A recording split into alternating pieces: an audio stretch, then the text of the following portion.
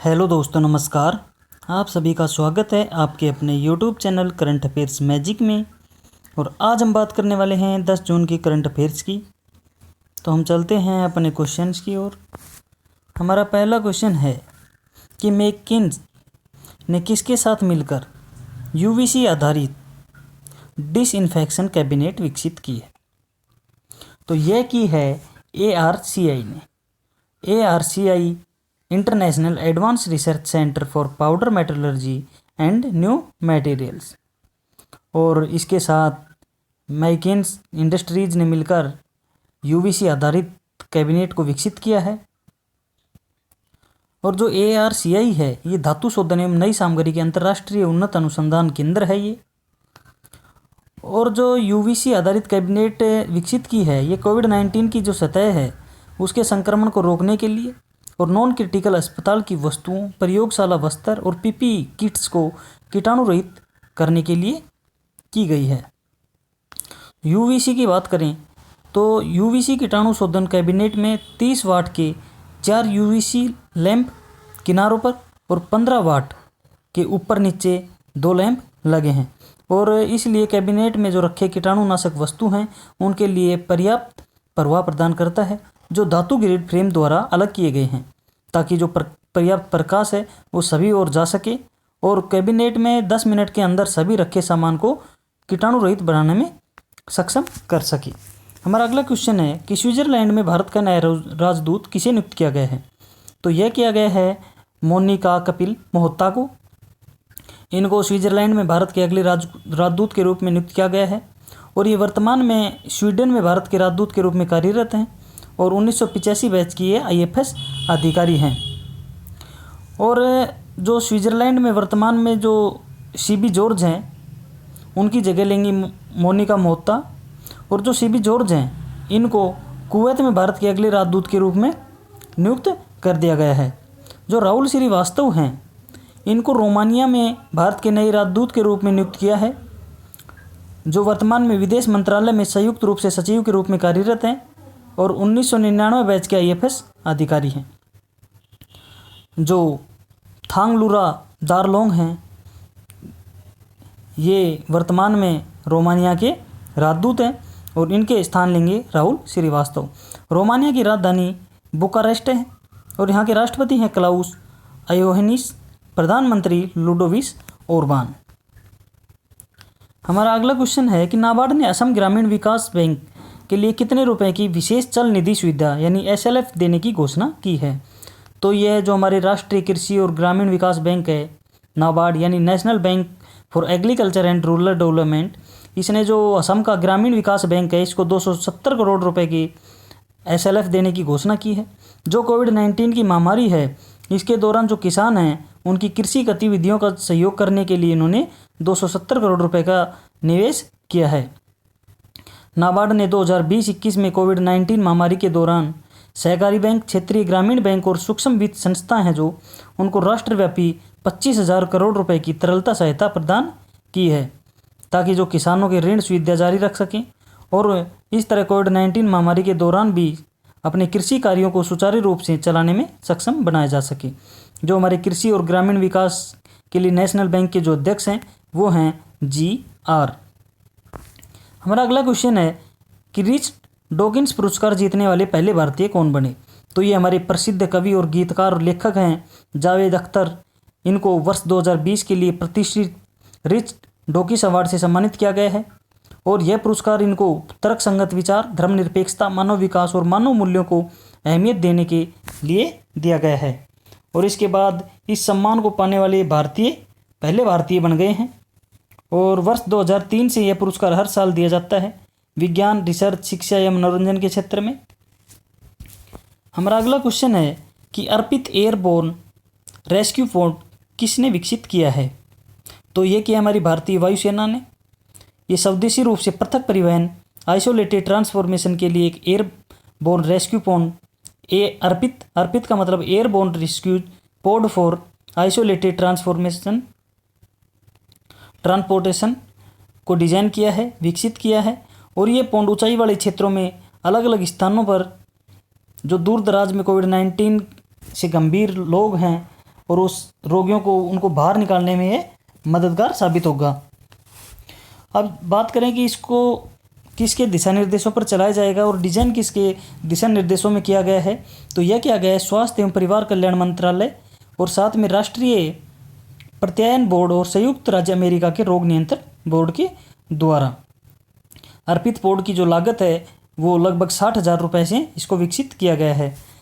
Air chief marshal हैं हमारे राकेश सिंह भदौरिया और वायु सेना दिवस मनाया जाता है 8 अक्टूबर को, जिसकी स्थापना हुई थी 1932 में और इसका हेडक्वार्टर है नई दिल्ली में। हमारा अगला क्वेश्चन है कि प्लांट हेल्थ क्लिनिक का उद्घाटन किस राज्य में किया गया, तो यह किया गया मणिपुर में।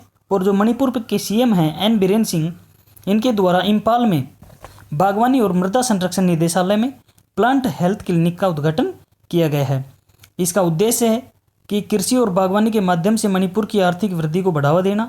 और क्लिनिक के अलावा मुख्यमंत्री ने एक मोबाइल मृदा प्रशिक्षण प्रयोगशाला यानी सॉइल टेस्टिंग लेबोरेटरी वैन भी लॉन्च की है। मणिपुर के राज्यपाल नजमा हेपतुल्ला हैं। हमारा अगला क्वेश्चन है कि कोविड बीप ऐप किसने लॉन्च किया, तो यह लॉन्च किया है हमारे केंद्रीय मंत्री जितेंद्र सिंह ने, जो नॉर्थ ईस्टर्न डेवलपमेंट मिनिस्टर हैं। इन्होंने कोविड-19 के रोगियों की सुविधा के लिए भारत में पहली स्वदेशी किफ़ायती वायरलेस शारीरिक मानक निगरानी प्रणाली कोविड बीप ऐप लॉन्च किया है। कोविड बीप की बात करें तो ये इसकी फुल फॉर्म है continuous oxygenation and whittle information detection bye mode ESIC पोड। और इसको विकसित किया गया है हैदराबाद के भारतीय प्रौद्योगिकी संस्थान यानी IIT और परमाणु ऊर्जा विभाग के सहयोग से कर्मचारी राज्य बीमा निगम यानी ESIC मेडिकल कॉलेज हैदराबाद के द्वारा। हमारा अगला क्वेश्चन है कि इंडिया इंफोलाइन फाइनेंस लिमिटेड यानी IIFL का नया एम्बेसडर किसे बनाया गया, तो यह बनाया गया है रोहित शर्मा को, जो क्रिकेटर हैं। और इस कंपनी में रोहित शर्मा के साथ अपने पहले अभियान सीधी बात के तहत रोहित शर्मा की सीधी बात शीर्षक पर एक 30 सेकंड का संदेश जारी किया है, जो कोविड-19 का प्रकोप से निपटने के लिए, लॉकडाउन का पालन करने के लिए और सुरक्षा निर्देशों और नियमों पर लोगों को सलाह देने वाला एक सार्वजनिक सेवा संदेश है। विराट कोहली है जो मिंत्रा के एम्बेसडर हैं, उनके साथ उनकी पत्नी अनुष्का शर्मा भी हैं, ये संयुक्त रूप से हैं। जो ऋषभ पंत हैं ये जिंदल के ब्रांड एम्बेसडर हैं और सरदार ठाकुर हैं ये टाटा के एम्बेसडर हैं। IIFL के अध्यक्ष हैं जो वो हैं S श्रीधर और हेडक्वार्टर है मुंबई महाराष्ट्र में। हमारा अगला क्वेश्चन है कि APEMC की ऑनलाइन वेस्ट एक्सचेंज वेबसाइट किसने लॉन्च की, जो APEMC है इसका मतलब है Andhra Pradesh environment management corporation, और इसको लॉन्च किया है आंध्र प्रदेश के मुख्यमंत्री YS जगनमोहन रेड्डी, इनके द्वारा यह लॉन्च किया गया है।